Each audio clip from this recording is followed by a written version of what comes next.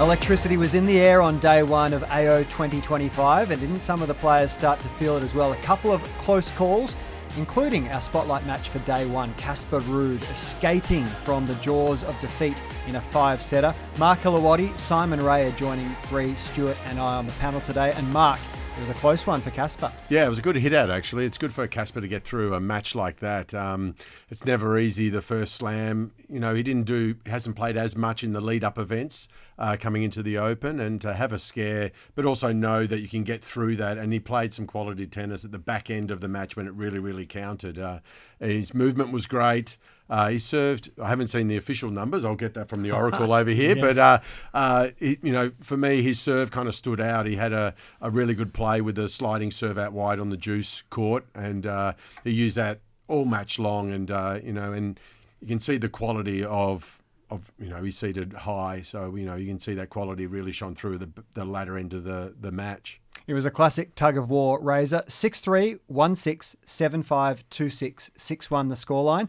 But take us inside the journey from a numbers perspective. Well, Mark's mentioned it, and in the definitive final set, really, after a bit of a topsy-turvy encounter, and I think it's fair to say a bit of a scare for Casper Ruud throughout the first 4 sets of that match, it was a standout serving performance from him in the final set. So lands 78% of first serves in play as compared to Munar, who makes just 58, and he's almost untouchable on serve, Casper Ruud. He hadn't been untouchable all day, but in the final set he was. 93% of first serve points won, 75% of second serve points won. Huge. Up against Munar, who's really around par on first serve 64 and down at just 20% of his second serve points. So Casper Ruud in the final set, as Mark touched on, takes care of his own serve and starts to inflict maximum damage on the Jaume Munar second serve in that final set. And that was the difference in the match. Yeah, and the numbers can get a little bit skewed when you get a high percentage of first serves, which looks great if you're in the 80s and high 70s, but it's your win ratio. You've got to make sure you win those points. Like if you serve at 2 kilometres per hour, you're going to serve at 100% of first serves in, which is awesome, but you're not going to win that many points back. So, yeah, it really stood out. Absolutely. And it was touch and go there for a bit, right? Because I thought maybe Ruud wasn't going to make it through, which I was also shocked by. What do you think was contributing to that? Well, I think sometimes there's so many unknowns in matchups like these, and you've mentioned some of the unknowns already today, guys. We had the weather, which I know the forecast wasn't necessarily an absolutely rip-roaring Melbourne forecast, but I don't think any of us anticipated what we saw there over the course of the day. So all of a sudden the roof closes at lunchtime. We might have been expecting a shower or a storm later on in the day. That's an unknown. And it just goes to show that you can do the pre-season, you can prepare to within an inch of your life, but you've always got to have the ability to adapt, to be a problem solver on the run, to handle the unknown. And then I think it's Casper. Ultimately, it's Casper settling and finding his best tennis when it mattered the most. And really the cream rises to the top. So it's his ability to inflict his weapons onto his opponent, onto Munar, who was gallant in defeat, but wasn't able to go with him when he raised his level again in the fifth. And with a 5-set battle as well, sometimes you look at your economy. If you're down in the set, is it really worth the effort to work so hard to try to get back and then you gas out, or do you just go 2 breaks, hands up, I know I've got another set to go? So you can play that game and use the strategy of that as well, and just take your foot off the gas. Be interested to see the numbers, if anything is said with that, with the swing of points, and how hard those guys worked. When you're down a break or 2 in a set, knowing that, it's going to bring it back to 2-all or 2-1, and you got another set under your belt, or another 2 sets, hopefully. Any other data insights there, Razor? Well, I think really it's about the Casper Ruud forehand, isn't it? And we know the damage that he can do there. So averages across the course of the match, 128 kilometres an hour, more than 3,000 revs on the ball in terms of spin. Wow. So what does that mean? That means it's not just travelling from A to B quickly, 128 kilometres an hour on average. That means it's jumping up off the court and rearing up off the court. And Mark can talk about what that means in terms of what a handful that is to be on the receiving end of, as compared to Munar, who's got not too shabby a forehand himself.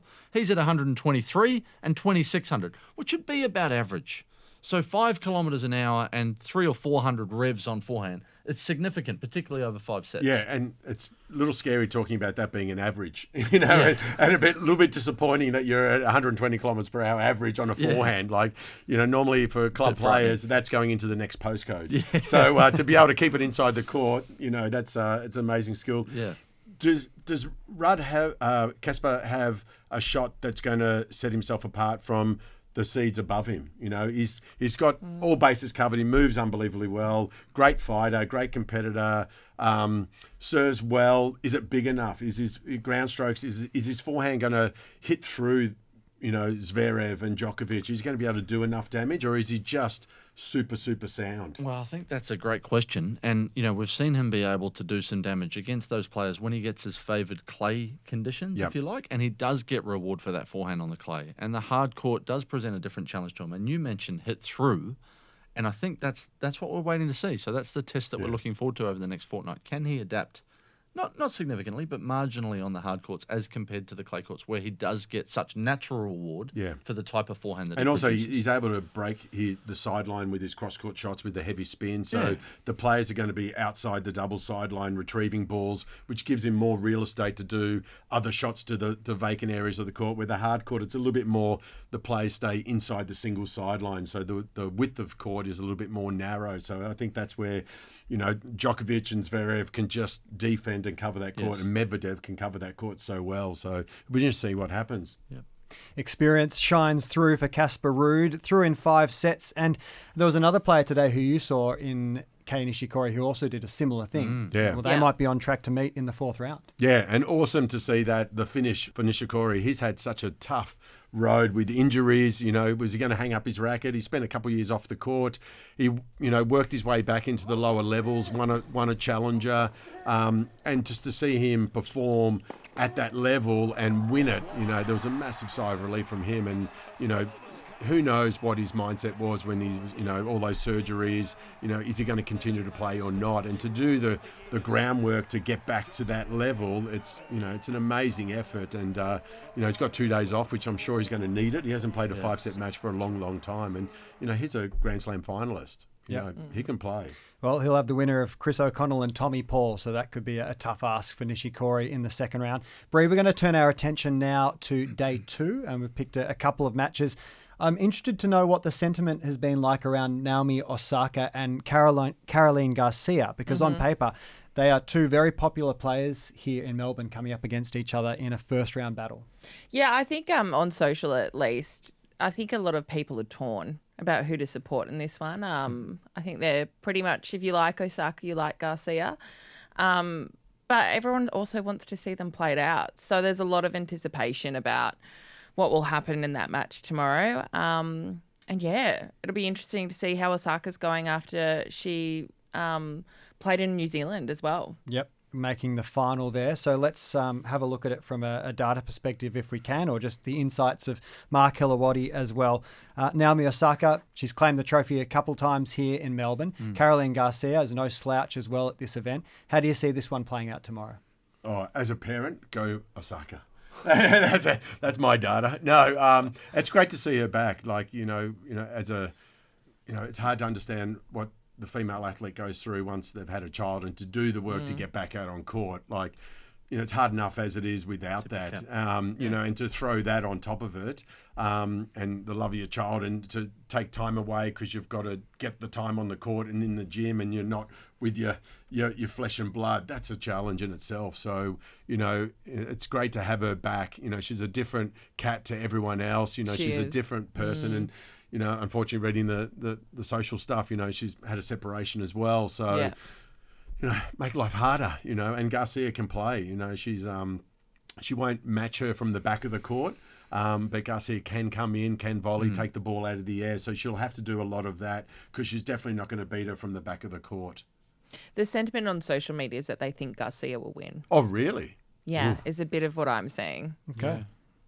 Well, data-driven, obviously. Yeah. You know, of the people. Of the people. I think probably the head-to-head tells us a little bit about what we might expect. And the head-to-heads 2 each, 2 wins apiece from these players. They played last year at the Australian Open, and it was really huge serving on both sides of the net. So Garcia won 90% of her first serve points. Osaka won 80%. That's huge serving. Those are big numbers. Second serve points won were both above 60% for both players. You don't see that. Not par in the female game, maybe high 40s to 50%. So it's elite serving. And we know the type of approach that Garcia takes on second serve return. Yeah. She's going to come at you. She doesn't hold back no matter what, which is kind of unique and unusual. She's almost sometimes, Mark, almost seems like halfway to the service line in Yeah. terms of how far inside the baseline She's changed the way she's played. Borderline kamikaze Yeah. at times in terms of how aggressive she is on return. And they played more than once. They played at the AO last year. They played in Doha last year. They played in Miami last year. So there's a lot of recent history between these two. They're similar in some ways.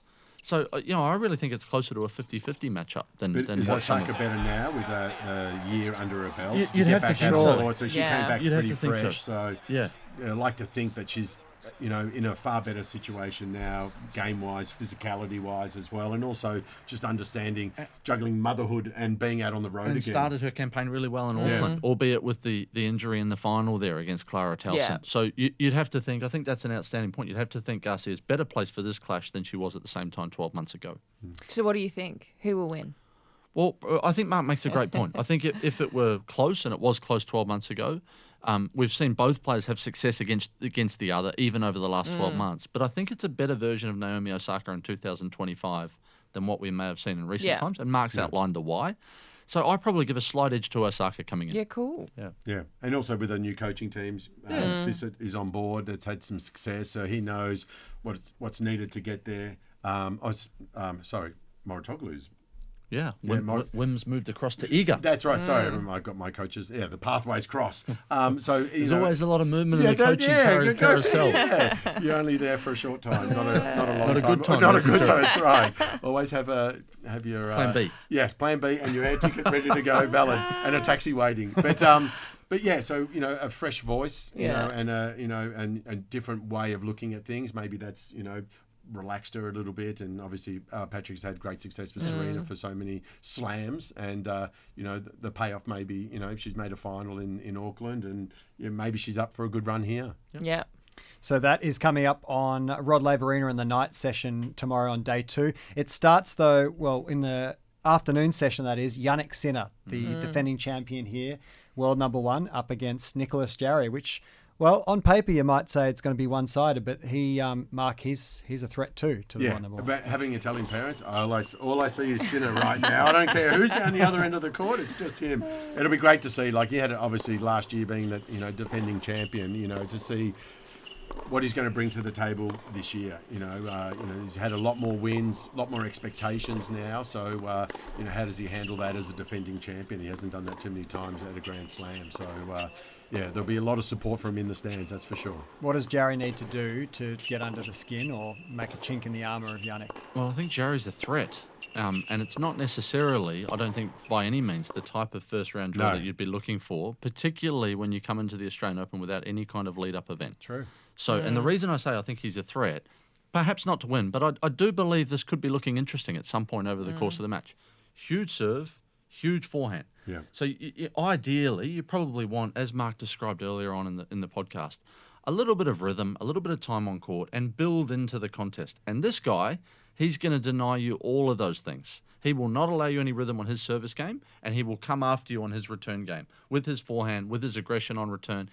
There's not many bigger hitters on tour than this guy. He's got some serious weapons. So you're not going to have, if you're Jannik Sinner, as good as you are, you're not going to have a lot of time to settle. So you're going to need to be ready from when the gun goes in that match. And he's got nothing to lose. He'll go out swinging. Exactly. He won't be conservative, that's for sure. And big moments with a serve like that, he'll pull the trigger. And he's had some success. I know it goes back, it's harking back quite some time now, but he has beaten Jannik Sinner before. So back on grass in 2019, I know it's a long time ago, but even in 2024 in Beijing, back end of the year, took a set off him. Not many players took a set off Jannik Sinner in 2024 on hard he went courts. that long streak without dropping That's one right. at all. Yeah. So I think there's just an interesting lens on that match as well. Okay. And probably good for Sinner if it is a challenging, tough match, and he can, like Rudd did this today, to get through that match, face a little bit of adversity and a little bit of pressure to be challenged. Do, like you said, just get yourself into the tournament and understand what's going on. Yeah.